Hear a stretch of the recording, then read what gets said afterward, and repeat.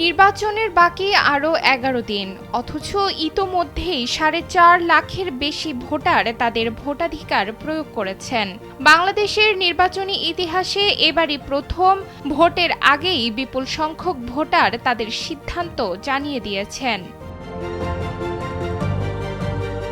নির্বাচন কমিশনের তথ্য অনুযায়ী মঙ্গলবার সকাল 10:30 পর্যন্ত পোস্টাল ব্যালটের মাধ্যমে ভোটদান সম্পন্ন করেছেন 4,25,788 জন ভোটার। এর বড় অংশই প্রবাসী বাংলাদেশি, যারা বিশ্বের বিভিন্ন প্রান্ত থেকে এবার প্রথমবারের মতো এই ব্যবস্থায় ভোট দেওয়ার সুযোগ পেয়েছেন।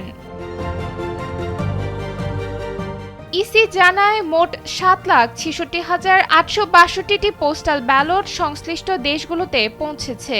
এর মধ্যে ব্যালট গ্রহণ করেছেন প্রায় 4,94,000 প্রবাসী ভোটার।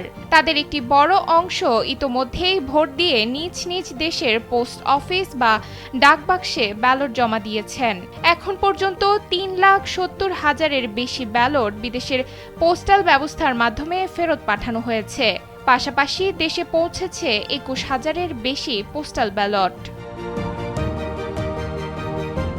প্রবাসীদের পাশাপাশি দেশের ভেতরেও 3 শ্রেণীর নাগরিক এবার পোস্টাল ব্যালটে ভোট দিচ্ছেন।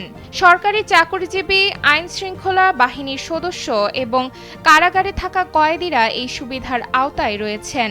এতে করে কর্মব্যস্ততা বা দায়িত্বের কারণে ভোট কেন্দ্রে যেতে না পারা ভোটারদের অংশগ্রহণ নিশ্চিত হচ্ছে বলে মনে করছে নির্বাচন কমিশন।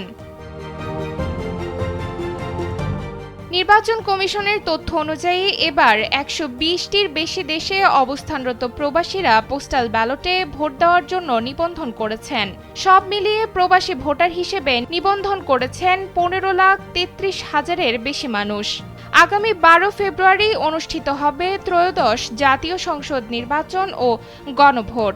সকাল 7:30 থেকে বিকাল 4:30 পর্যন্ত চলবে ভোট গ্রহণ। নুসরাত তালবিয়া, সময়ের আলো।